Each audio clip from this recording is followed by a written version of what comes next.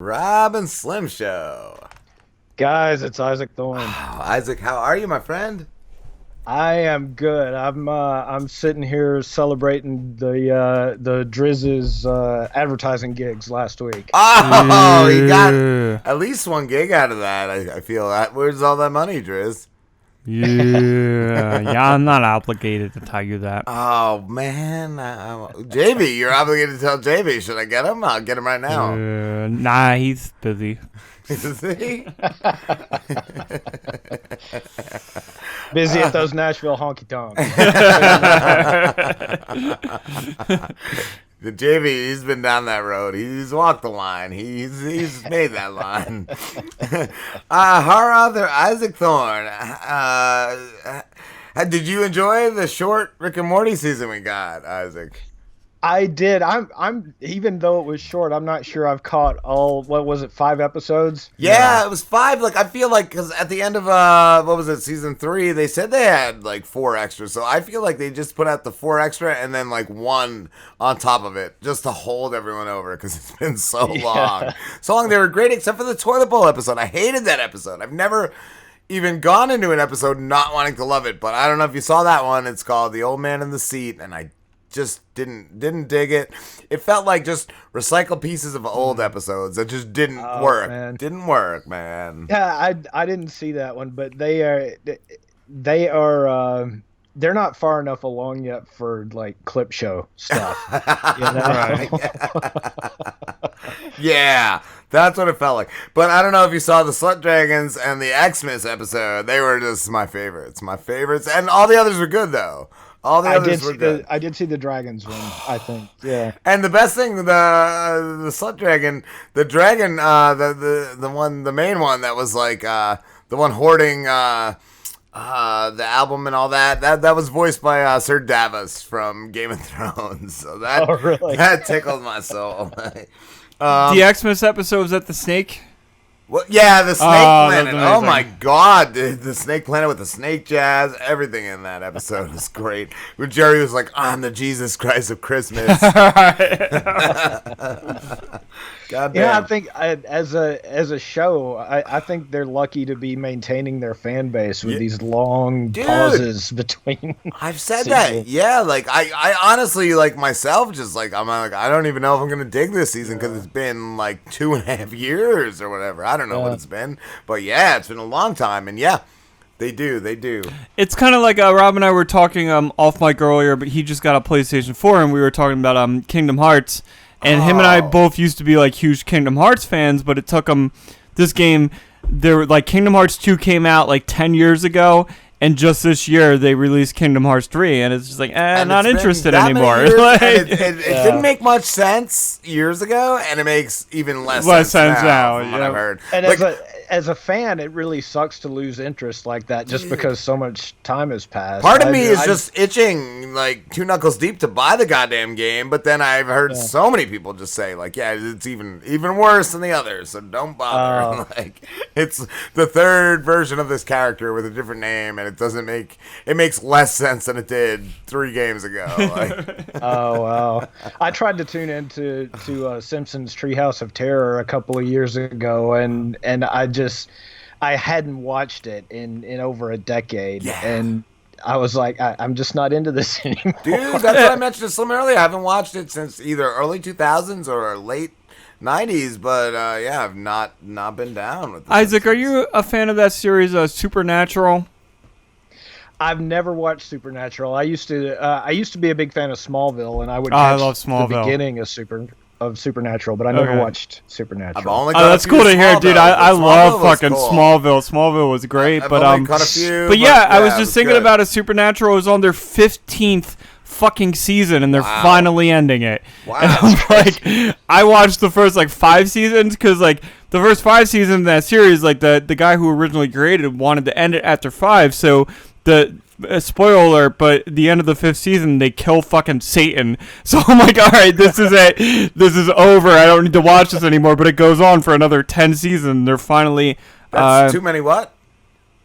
Too many rapes? Too many. I don't know what it is, but they're finally ending it after 15 seasons, and I'm like, I can't imagine like being an actor in a series like that goes on for that long. That's got to be just exhausting. So at 15 seasons, I'm gonna ask you what it feels like. What did you catch the Walking Dead mid-season premiere, Isaac?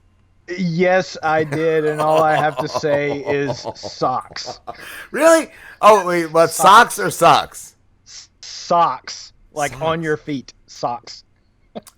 I'm missing. Negan, and that's all he was Alpha, wearing.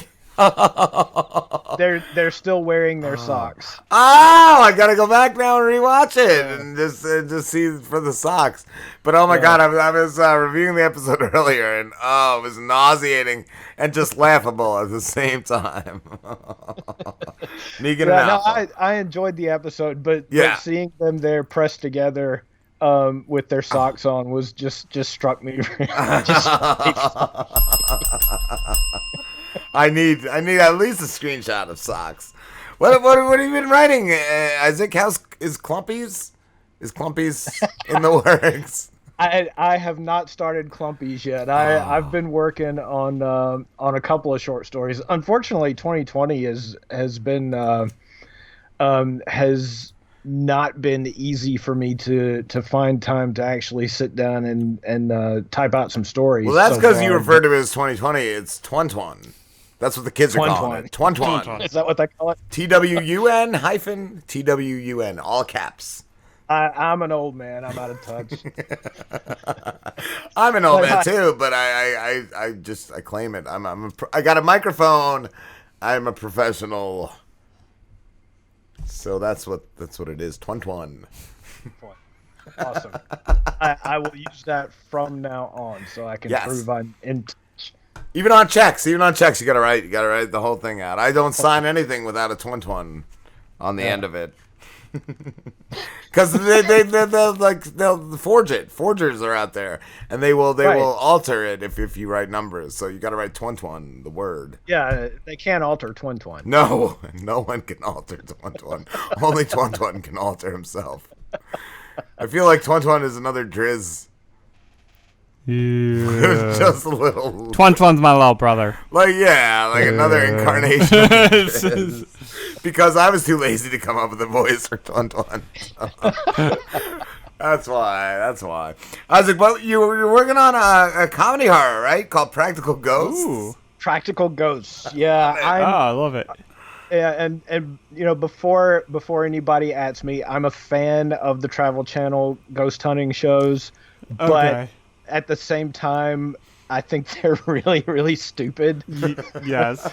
So I watch them for their entertainment value, but I do not believe in that they're actually, capturing evidence of spirits. Not that I don't think ghosts could exist or believe, there aren't other dimensions or whatever. I just don't think these folks know how to make contact with it. So Slambo, bless his soul, he may be dead. We don't really know. Yeah, we don't know.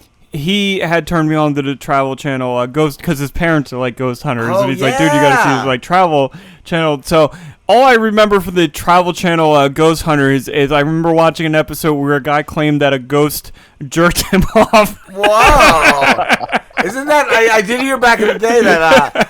Back in the day, they claimed if you had a wet dream, that was a ghost. That was a ghost fucking you. Fucking jerking your dick off with their hole. I think I remember that episode. Right. Ghost Hunters is back. They brought Ghost Hunters back. Ghost Comers with Dustin. Oh, is that the Taps? Those guys? Yeah, the Taps dudes. Yeah.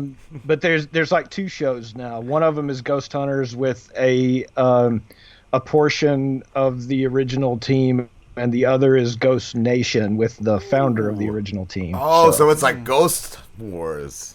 Ooh. Yeah. And Travel Channel, that's pretty much all they are. Just Ghost Wars and Ghost Whores. For the win. Oh, man. But do you have something you could read us from that, Isaac? The Practical I do. Ghosts. I wrote a little horror comedy short story called Practical Ghosts that is inspired by these ghost hunting shows. And the section I picked to read is about 1,600 words. If I start to run over time, feel free to just, jump in and stop me. Okay. All right, I'm muting the mics now, Isaac. All right. Joe peered through the smoke-stained glass of the broken window pane and snarled. A group of 3 young men and 1 woman trudged toward the front door. They could not see him. Joe sighed.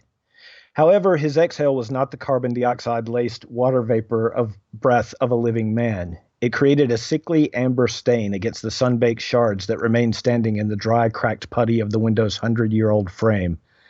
The mucus-like fog lingered there for a second, then vanished. All 3 of the approaching men wore thick black clothes too warm for the season. One of them, the man in the lead, sported an equally stifling beanie atop his dome. Their shoulders and armpits were wrapped in coils of what looked like electrical cable. In the crooks of their arms, they lugged some kind of electronic equipment. Some of it Joe recognized as camera equipment. The woman who tagged along behind them was afflicted by a long, pale, and morose countenance under obviously dyed black hair. She looked like a porcelain doll come to life, as though her face might burst into a million jagged pieces if she ever once cracked a smile.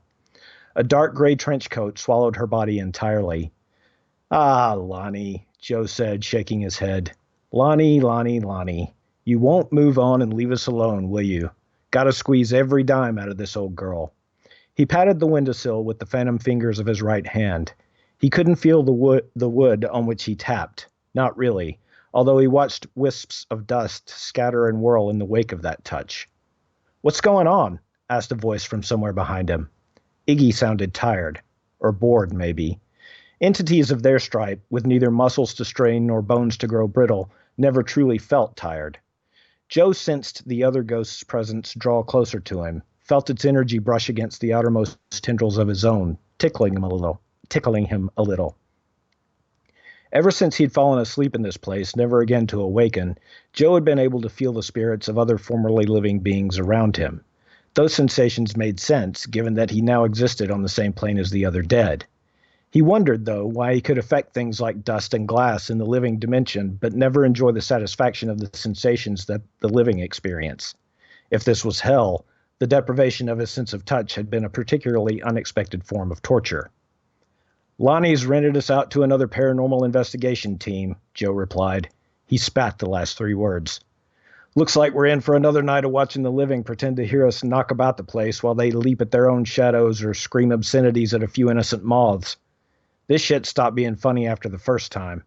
I haven't seen any so-called EVP recorders yet, though. Guess they won't be picking words out of static air this time." Outside, the 4 investigators piled the equipment they had been carrying on the front porch by the door and then made their way back toward what looked like a mid-sized van. Their leader, whose condom tip-like beanie had already given away his level of douche as far as Joe was concerned, hitched up the back of his pants before bending to unload more of their bullshit ghost hunting junk. "Well, fuck," Iggy said, dejected. "Well, fuck," Joe agreed. "Why doesn't he just sell the place or burn it down for the insurance money? If he's got to keep taking money from TV people, he could at least whore the place out for something interesting. A horror movie about a crazy mass killer, maybe. Or a porno. Been a long time since we had some decent tale around here." "Like you'd get anything out of something like that now," Joe admonished. "Anyway, I don't know why he keeps putting us through this. This so-called ghost hunters have a shit ton of money if all they do is visit old houses so they can run around and scream at nothing like they do when they come here. My guess is there's nothing else old Lonnie can do with the place now that it's gone so far to shit. I think he gave up on trying to rent it after it killed me." Iggy laughed. "I remember that. You didn't even know you were dead at first. That was fun to watch. Glad you were amused. It's really something, you know. They hunt us, we hole up in the attic and keep our mouths shut while we wait for them to leave. Then they're the ones that run around banging on shit and shrieking like banshees. I wish we could just leave here. I've got places I'd much rather haunt than this old trap, like that old titty bar down the street." "Except we can't leave," Joe said. I found that out right after I died, didn't I?" Iggy chortled. "Yep. Try to walk out the front door and you end up walking right back inside through the back door as soon as you do. It's like using that side escape trick in some hellish game of Pac-Man." "Yeah," Joe replied. He had only tried it that one time when he hadn't yet realized he was dead. He had tried to leave for work. He walked into what he thought was going to be the bright sunshine of a late summer morning and was immediately struck by the darkness of his own kitchen as he crossed the threshold. When he turned to look out the doorway he had just passed through, all that lay beyond was brightly lit backyard. Confused, he then crossed the back door threshold, only to discover himself standing on the hardwood just inside the front door in his very own foyer. Yeah, it really pisses me off. Maybe we should start a human hunting show instead of hiding from the ghost hunters this time. Let them broadcast that. Iggy laughed. Yeah, maybe we should. The idea struck Joe then, all at once, like an unexplained temperature drop on a melmeter. He abandoned the view from his window and stared into the oozy, Iggy mist that floated behind him. We've been going about this all wrong, he shouted. He caught himself and glanced out the window again. The 3 male investigators continued to unload equipment while the dour-faced female looked on. Another car, this one a silver Lexus with tinted windows, drew up a few feet from the van's open back doors. Each member of the team craned their necks to examine the new arrival when its driver killed the engine. None of them looked back toward the house. They hadn't heard him shout then. We've been going about this all wrong, Joe said again, this time in an appropriately conspiratorial whisper. Instead of hiding from these doofuses and just hoping they'll lose interest, we should be putting on a show for them. If they really believed we were really here, they wouldn't spend so much of their alleged scientific investigation acting so goddamn dramatic and irrational. Maybe we should make sure they know we're here. Really fuck with their heads, you know? There was a pause as Iggy processed the thought. And how do you suggest we do that? He asked. You remember that movie from the 90s about the kid who booby-trapped his house to foil a couple of stupid burglars? Home Alone? I died in 1989, dumbass. I didn't even get to see Batman. Did you? Was Keaton any good? Joe waved him off, not sure whether Iggy could sense it. Never mind. We don't have the materials or the time to set up any elaborate traps like they did in that movie, which I didn't see. Right, but there are things we can do. Like, I can't feel anything in this house, but I can still touch stuff and make it react, right? So what if we just follow these idiots around and play a few harmless practical jokes? Some pranks, you know? Stuff that makes them look on camera like the idiots they really are. You mean put some kick me signs on their backs? We don't have the paper, pen, or scotch tape we need to do something like that. No, stupid. I mean, the front door creaked open, cutting him off. Its arc landed the interior doorknob squarely inside what would have been Iggy's ass were he still alive. From behind the door strode a squat, balding man in an ill-fitting gray pinstriped business suit and yellow diamond-patterned tie. The soles of his Oxfords slapped rhythmically against the ancient hardwood floor, echoing his footsteps against the walls of the empty room. He ran one thick hand with a gold-encircled ring finger over the top of his head as he glanced around the place. Then he bade the others to enter. Here you are, folks, Lonnie said. There was a sing-song quality to his voice that grated against what would have been Joe's eardrums if he still had them. It's all yours until 9 tomorrow morning. Just remember, if you break it, you buy it. That was followed by an insincere guffaw that went unacknowledged by his audience. The team of investigators succeeded him across the threshold, all of them wearing either sneakers or some sort of soft-sole work boot. All the better to sneak around a haunted house then, I guess, Joe muttered. The bald man swiveled his head in the ghost's direction, as if he had heard something. Joe imagined himself grinning back from the darkness created by the shade of the open door. Hello there, Lonnie. The end. Wow, that was really awesome. good. Isaac. That's really just amazing concept. I fucking love it. Just captured comedy and horror. Like it definitely had both the aspects. What is that book finished or a story or is it? Do you know when it will be? The story is finished. It's supposed to come out in a collection that I don't have all the details on yet, so can't talk about or can't announce. And I'm not the publisher of the collection. Okay. So it should be coming out sometime, hopefully this year. That's cool. Definitely let us know when it does. That's Absolutely, amazing. I was going to say, it's sad that Slammo's not here tonight. We don't know where he is. Probably boar hunting, but he read Roadkills. I think it was over the summer. Oh, he did over the summers, yep. He was so proud of it, and I know he was happy that he finished reading it. He loved it. Awesome. I know you told me I think last time or the first time I was on this season that he had read it, but I didn't know whether he liked it or hated it or what. Yeah. Simba loves everything. He's a Awesome. lover. He's a lover, not whatever else. So what happened to his Hunter. car? You guys said he was having car trouble last week. Yeah, he said he had to scrap it, and then this week there was something that happened. So I don't know. Oh, that sucks. I hope somebody can give him a ride next week. We don't know yet, but he'll be back. Yeah. He's been he was phoning gone. in. He was gone too long. He's only been back a short time. I know. We shouldn't have let him taste freedom. That's what I feel. I do want to ask, Isaac. I think it was in my notes another time too. Your about you on your website says just because somebody messages you, they might not get a response. Is there anyone you've ever refused to respond because it was just like something you wouldn't? Yeah, I mean, I get a lot of spam that I never reply to. There is the occasional fisher or catfisher who tries to get to me. I didn't know if there was ever like, So- I got this body and I gotta hide it. Can you tell me? Can you help me? What's your phone number, bro? No one's ever asked me to help get rid of a body so far.